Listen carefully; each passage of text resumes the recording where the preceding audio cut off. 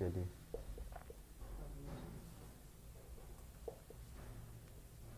अपरिमेय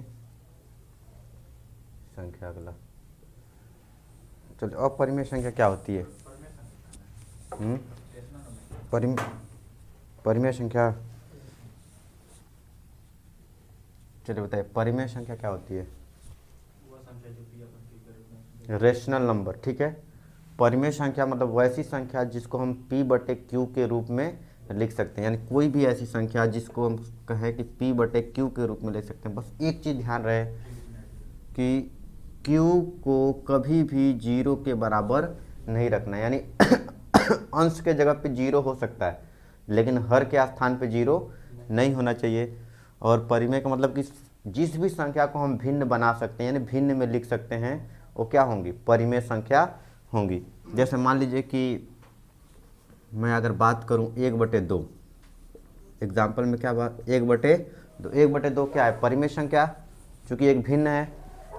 एक -1/2 परिमेय है कि नहीं है? तो चूँकि प्लस हो या माइनस हो डजेंट मैटर, भिन्न होना जरूरी है। और भिन्न में कंडीशन क्या ध्यान रखना है कि बटे में जो हर के स्थान पे वहाँ पे 0 न हो। अगर हम बात करें 2 की, परिमेय है कि नहीं है? है। क्यों परिमेय है? क्योंकि 2 को हम बटे में अगर 1 कर देते हैं तो इसके मान में कोई चेंज नहीं होगा, 0 नहीं होना चाहिए। तो इसलिए 2 एक क्या है? परिमेय संख्या है। वैसे -2 भी एक क्या है?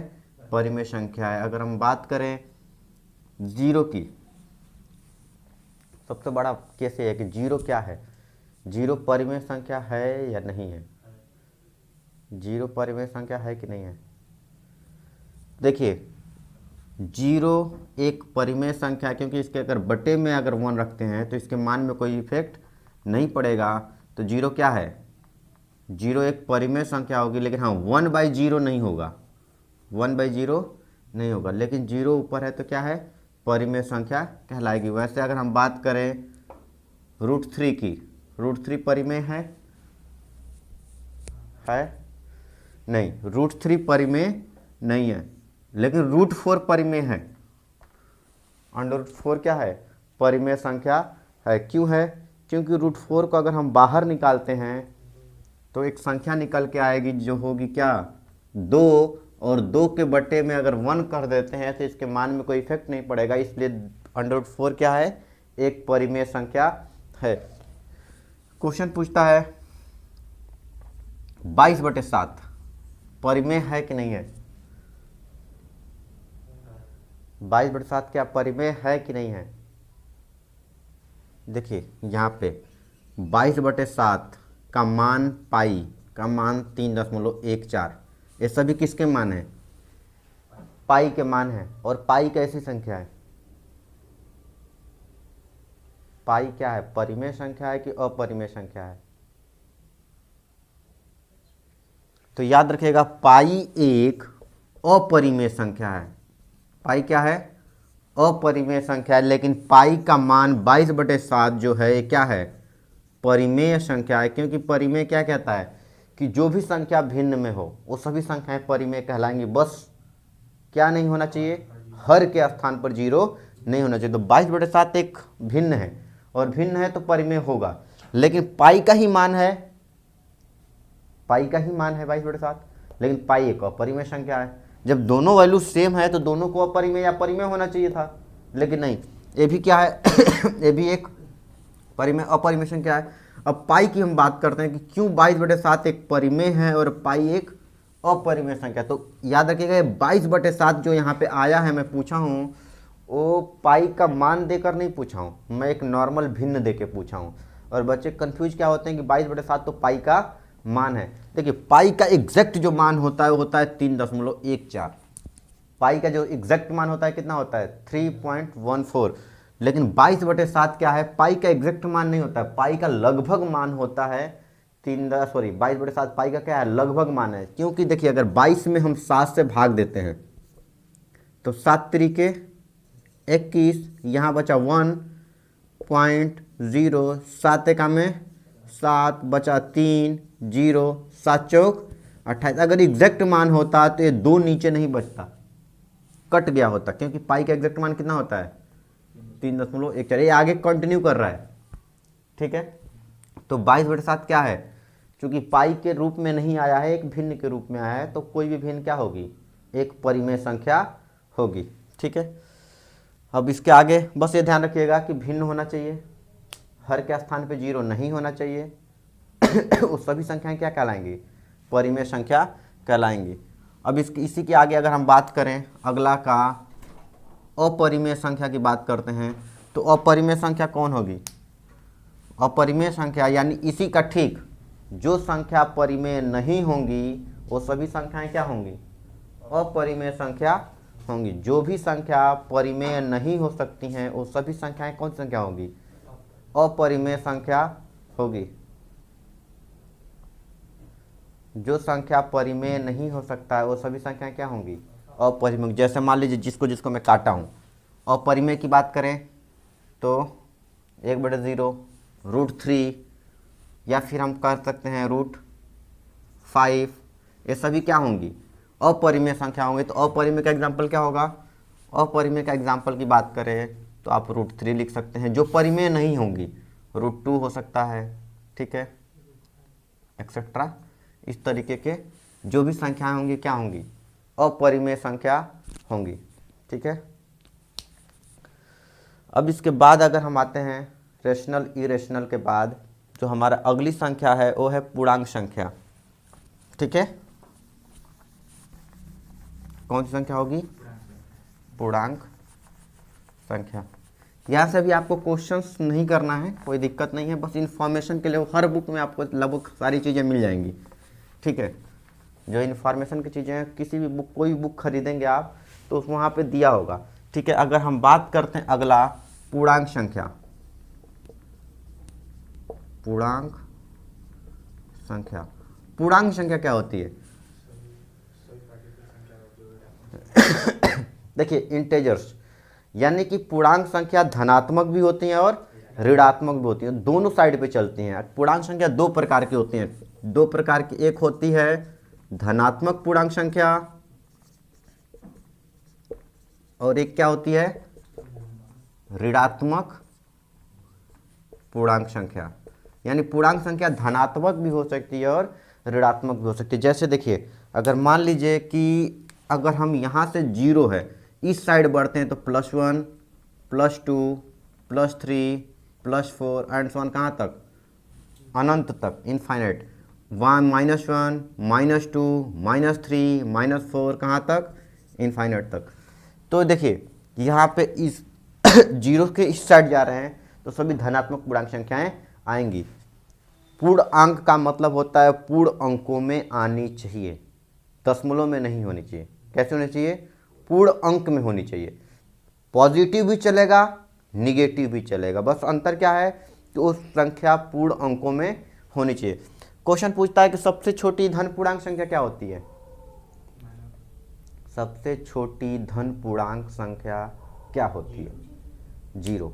तो ये याद रखिएगा, बस इसीलिए मैं पूछा हूँ क्योंकि ऑप्शन में 0 होता है, ऑप्शन में 0 होता है। 0 एक पूर्णांक संख्या नहीं है। यहाँ पे जो 0 है वो न्यूट्रल मोड पर है। क्या है, न्यूट्रल, यानी कि उदासीन है, इसकी खुद की कोई वैल्यू नहीं है, बस एक डिवाइडर का काम कर रहा है कि तुम इस साइड जाओ और तुम इस साइड जाओ, हमारा खुद की वैल्यू कोई नहीं है। तो सबसे छोटी जो धन पूर्णांक संख्या होगी वो क्या होगी, 1 होगी। सबसे छोटी धन पूर्णांक संख्या क्या होगी, 1 होगी। ध्यान रखिएगा 0 एक परिमेय संख्या है, अभी पढ़े इसके ऊपर, 0 एक पूर्णांक संख्या नहीं होती है। ऑप्शन देता है, कई बार क्वेश्चन पूछा हुआ है कि 0 क्या है, पहला ऑप्शन परिमेय संख्या, दूसरा ऑप्शन अपरिमेय संख्या, तीसरा ऑप्शन पूर्णांक संख्या, चौथा ऑप्शन परिमेय पूर्णांक दोनों। तो बहुत सारे बच्चे हैं परिमेय पूर्णांक दोनों पे जाते हैं क्योंकि उनको क्या लगता है 0 दोनों में दिखता है। लेकिन ध्यान रखिएगा 0 सिर्फ क्या है, एक परिमेय संख्या है, अपरिमेय नहीं, परिमेय संख्या है, ठीक है, पूर्णांक संख्या नहीं है। माइनर मिस्टेक्स जो एग्जाम में होते हैं बस उस पर आप फोकस करे रहिएगा, बड़ी गलती आपसे नहीं होगी। जैसे ही आप बड़ा टॉपिक पढ़ेंगे आपको मन लगेगा तो आप बिल्कुल सतर्क होकर पढ़ेंगे, गलती कहाँ पे होगी, छोटे चीज़ों पे, जो माइनर छोटे चीज़ों को हम छोड़ते हैं वहाँ पे गलतियाँ होंगी। अगर -1 की बात करें तो -1 क्या है, सबसे छोटी ऋण पूर्णांक संख्या है। -1 क्या है? सबसे छोटी नहीं, याद रखिएगा ये गलती हमें नहीं करना है। -1 सबसे छोटी नहीं है, सबसे बड़ी ऋण पूर्णांक संख्या है। +1 सबसे छोटी धन पूर्णांक संख्या है, तो -1 क्या है? सबसे बड़ी है। -1 क्या है? क्यों -1 सबसे बड़ी है? क्योंकि याद रखिएगा कर्जा जितना कम होगा आदमी उतना अमीर होगा। ये भी कर्जा में है, ये भी कर्जा में है, कर्जा में दोनों है, लेकिन कम कर्जा किसके पास है? तो अमीर कौन हुआ? -1। तो माइनस की वैल्यू जितनी छोटी होगी वैल्यू उतनी बड़ी होगी। क्लियर है? तो -1 में ध्यान रखिएगा कि सबसे छोटी नहीं सबसे बड़ी, सॉरी सबसे बड़ी क्या -1 है। अच्छा बात करते हैं, क्वेश्चन पूछा है कि -4 के बाद क्या आता है? -5। बहुत सारे बच्चे करते हैं, लेकिन याद रखिएगा 4 के बाद 5 आता है तो -4 के बाद -3 आता है। अभी बोले ना वैल्यू जितनी छोटी माइनस वाली उतनी वो बड़ी होती है। 4 के बाद 5 आता है ना, तो -4 के बाद क्या आएगा? -3। माइनस में वैल्यू उल्टा चलती है। माइनस देखिए -4 के बाद -3 के बाद -2 के बाद -1 फिर 0 फिर प्लस में चलने लगेगा। 1 2 3 4 5 6 7 8 9। ध्यान रहे मैंने क्या पूछा? -4 के बाद क्या आएगा? तो -5 नहीं, क्योंकि ऑप्शन में होगा क्या होगा? -3 होगा। ठीक है, चलिए इसको नोट करना करिए और आगे देखते हैं क्या कुछ क्वेश्चन क्या क्या पूछे गए हैं।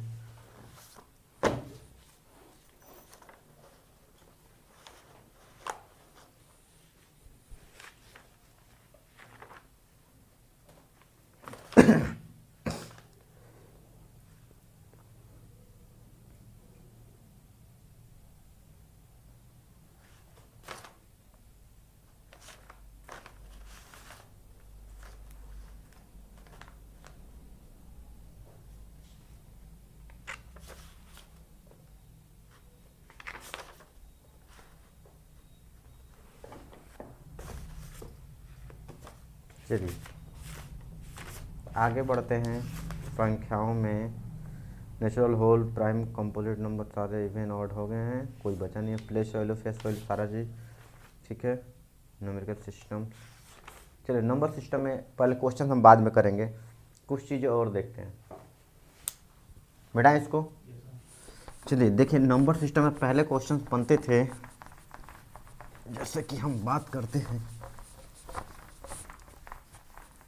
देखिए इतना तो हमको बेसिक्स जो जानना था, संख्याएं के क्या होती हैं, कैसे होती हैं, सारी चीज़ें हम जान चुके हैं। ठीक है, अब जैसे मान लीजिए कि एक नंबर सिस्टम में ही आपको क्वेश्चन पूछता है, जैसे कि कंप्यूटर में पढ़े होंगे डेसिमल और बाइनरी, डेसिमल और बाइनरी। तो एक अगला टॉपिक क्वेश्चन हम बाद में करेंगे, पहले एक एक टॉपिक को देखते हैं।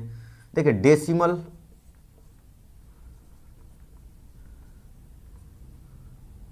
टू बाइनरी, या यही पूछता क्या, बाइनरी टू डेसिमल। अच्छा बाइनरी वैल्यू क्या होती है, डेसिमल वैल्यू क्या होती है? क्योंकि दोनों बाइनरी और डेसिमल, तो हम डेसिमल तो जानते हैं कि कुल हमारे गणित में जो अंक होते हैं वो 10 होते हैं, वही डेसिमल अंक होते हैं। जैसे डेसिमल की बात करें तो डेसिमल क्या होता है? 0 1 2 3 4 5 6 7 8 कहाँ तक? 9 तक, कुल कितने? तो दोस्त यहाँ पे आपको लगा होगा 10। ये क्या होते हैं? डेसिमल अंक कहलाते हैं। बाइनरी जो कि कंप्यूटर रीड करती है, जैसे मान लीजिए कंप्यूटर किस में रीड करती है, तो कंप्यूटर जिस लैंग्वेज को समझती है बाइनरी डिजिट्स को समझती है, और बाइनरी में मात्र दो डिजिट्स होते हैं। कौन कौन? 0 और 1, कुल 2 होते हैं। अगर ब्रैकेट में लगा हो, यहाँ पे जा सकेगा, अगर यहाँ 2 लगा है मतलब ये किस रूप में है? बाइनरी, क्योंकि बाइनरी में दो अंक किसका होता है? तो बाइनरी के पास होता है। यहाँ पे 10 लगा होगा तो क्या लगा होगा? किसका ये रूप है? डेसिमल है। क्यों ऐसा इसको पहचानने की जरूरत है? क्योंकि कभी कभी आपको मान लीजिए एक आ गया 10 और यहाँ भी आ गया 10, अब कैसे पहचानेंगे कि कौन डेसिमल वाला है और कौन 10 वाला है? तो इसी को पहचानने के लिए ऐसे क्वेश्चन 100, 10, 111 ऐसे क्वेश्चन को पहचानने के लिए ही हमें क्या पता, यहाँ पे 10 और यहाँ पे 2, तो यहाँ पे 10 लगा है मतलब हम क्या जानते हैं कि ये डेसिमल वाला है। चूंकि 10 लगा है मतलब ये 10 अंकों वाला, जो अंकों वाली संख्या होती है गणित की, उससे ये रिलेटेड है। और ये है किसके रूप में? तो ये बाइनरी के रूप में, ये 10 है। इसको 10 पढ़ेंगे, इसको क्या पढ़ेंगे? 10 पढ़ेंगे। ठीक है, तो इसमें कन्वर्ट करना पड़ता है कि binary to decimal, decimal to binary कैसे हम चेंज करते हैं। ठीक है, तो कितने लोग को पता है? कंप्यूटर की क्लास करें हैं, कभी कभी पढ़े हैं बाइनरी या डेसिमल? चेंज कर लेते हैं, कभी चेंज नहीं किए हैं आप जी? भूल गए? कोशिश करिए, कोई भी संख्या 1 से 10 तक का लिखिए बाइनरी, देखिए हो सके आए 1 से 10 तक का।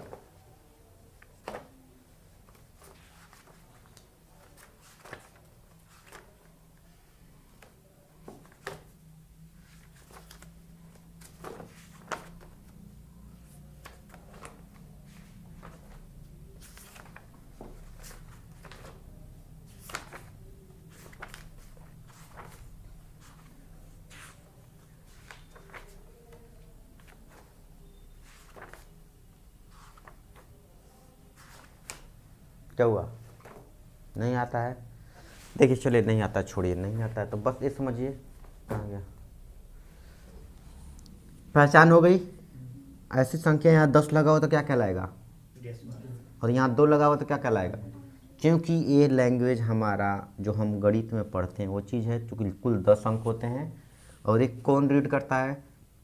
कंप्यूटर। कंप्यूटर पे इनपुट हम डालते हैं, जैसे मान लीजिए इनपुट में कुछ भी डाल सकता हूँ। जैसे मान लीजिए कि हमने इनपुट डाला, क्या डालते हैं? कोई भी डाल देते हैं। 42 मान लीजिए इनपुट हमने डाला, क्या डाला? 42। हमने कीबोर्ड पे 42 लिखा था हमारे लिए, हमने 4 और 2 दबाया, लेकिन जो सीपीयू होता है कंप्यूटर का, वो 4 और 2 नहीं समझता है। वो आप डाले इनपुट 4 और 2 हैं, लेकिन जो कंप्यूटर रीड करेगा 101010 के फॉर्मेट में रीड करेगा, वो 10 ही समझता है। 1 और 0 के अलावा वो कोई भी लैंग्वेज को नहीं समझता है। तो कंप्यूटर में आखिर 42 हमने इनपुट करा तो सीपीयू क्या रीड करेगा?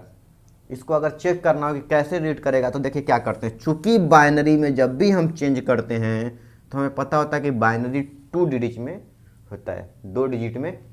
हम 2 से इसमें भाग देते हैं। क्या करते हैं? 2 से। हर केस में चाहे कुछ भी हो, भाग किसे देंगे? 2 से भाग देंगे। 2 से भाग दीजिए, कितनी बार जाएगा? शेष को यहाँ लिखना है, जो भी शेष बचेगा वो कहाँ लिखेंगे? इसके लाइन में। देखिए 2 दूनी के 4, 2 एका में 2, शेष क्या बचा? 0। फिर 2 से भाग देना है। 10 दूना के 20, शेष क्या बचा? फिर 2 से भाग देना है। 2 पाँचे, शेष क्या बचा? फिर 2 से भाग देना है। 2 दूनी के, शेष क्या बचा? फिर 2 से भाग देना है। 2 एका में 2। ठीक है, यहाँ पे क्या करेंगे? चूंकि भाग कितनी बार जाएगा? 1 बार। यहाँ पे क्या आया? शेष 0। अब चूंकि हम लिखने टाइम ध्यान रखेंगे, यहाँ से लिखना चालू करेंगे। कहाँ से लिखना चालू करेंगे? नीचे से। क्लियर है? तो क्या लिखेंगे? 42 को यदि हम बाइनरी में चेंज करते हैं तो लिखेंगे 1 0 1 0 1 0, और यहाँ पे क्या लगा देंगे? यानी हमने डाला 42, कंप्यूटर रीड कैसे किया? 1 0 1 0 1 0 में। ठीक है, अगर हम बात करते हैं, जैसे मान लीजिए कि डेसिमल में अगर हम कहें कि 83 को किस में चेंज करेंगे, कैसे रीड करेगा 83 को? तो वही काम 2 4 1, शेष क्या बचा? 1 2 21। ठीक है, 2 10 0 2 5 0 2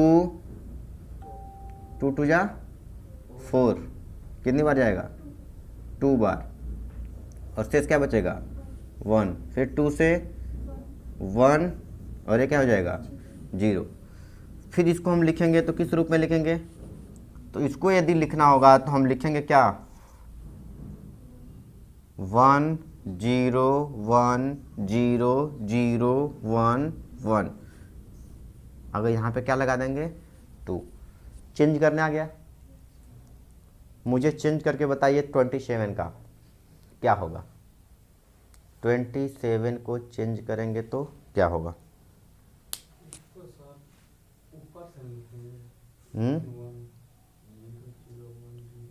1 1 0 0 1 1 0 नहीं, जैसे लिखे हैं वैसे ही लिखेंगे। अभी मैं चेंज करके दिखा दूंगा वापस से।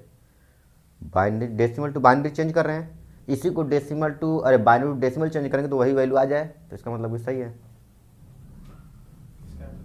27 का चेंज करके बताइए क्या चीज,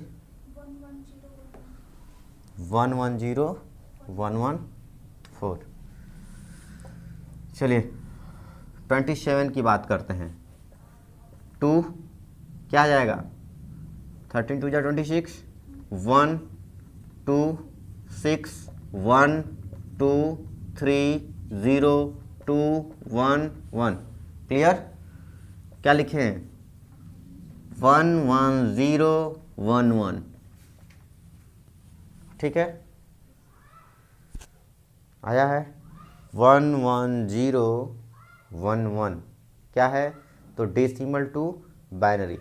अब देखिए डेसिमल टू बाइनरी के बाद एक क्वेश्चन और लिखिए, 87 का बताइए मुझे।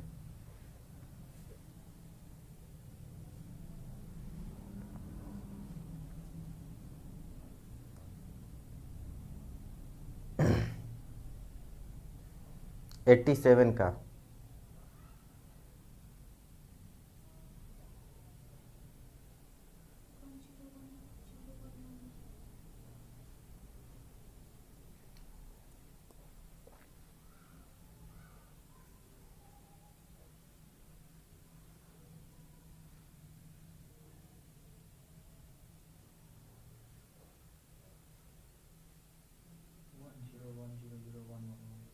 One zero one zero zero one one one. ठीक है, आ गया।